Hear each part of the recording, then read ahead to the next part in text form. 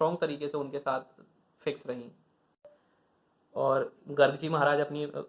गर्ग संहिता में लिखते हैं कि इन सब की बातें सुनकर ज्योतिषमती के नेत्र लाल हो गए, उन्हें गुस्सा आया, उन्होंने देवताओं को श्राप भी दिए और बदले में इंद्र भी उन्हें एक श्राप दे देते हैं। लेकिन फिर वो उसने ध्यान न लगाकर छोटी मोटी बातों को ऐसे ही भुलाकर अपना फिर से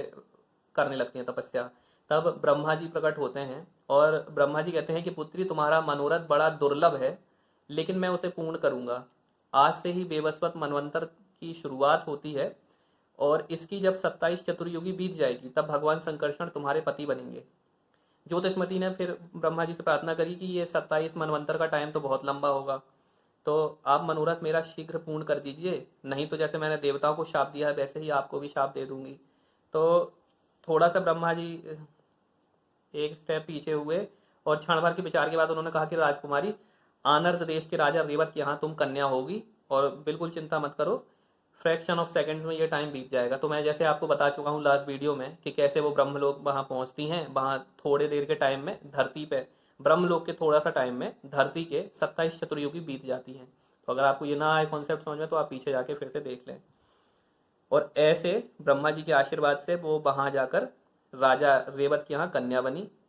और राजा रेवत उनको लेकर जाते हैं ब्रह्मलोक तक उनके पति की तलाश के लिए। और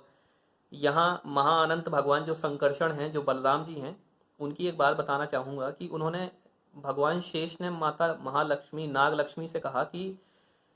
रेवती अभी ब्रह्मलोक में है, तुम उनकी देह में प्रवेश कर जाओ और आवेशाब तारिणी बनो। मतलब जो भगवान शेष हैं असलियत में, उनकी जो पत्नी हमेशा हुआ करती है क्योंकि उनका कभी अंत नहीं होगा, उनसे उन्होंने कहा कि आप जाके उनके शरीर में एंटर कर जाओ जो ब्रह्मलोक में रेवती हैं, और वहां जाकर जो नाग लक्ष्मी माता वास्तविक हैं उनके शरीर में जाके एंटर हो जाती हैं और फिर वो वहां आकर द्वारिका में भगवान के साथ इनकी शादी होती है। तो यहाँ हम देखते हैं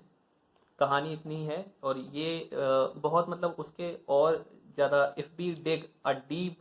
अ more like if we dig more deeper into the concept, more deeper into the stories, then only this concept would come।